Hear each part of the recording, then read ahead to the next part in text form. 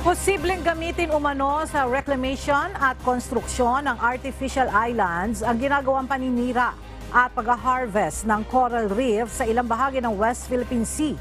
Sa isang panayam kay Defense Secretary Gilbert Teodoro, sinabi nito na maaaring may posibilidad na dito gagamitin ang mga kinukuhang corals at ginagawang altercation sa bahura sa may Sabina Shoal kung saan madalas na nakahimpil ang mga Chinese maritime militia vessels.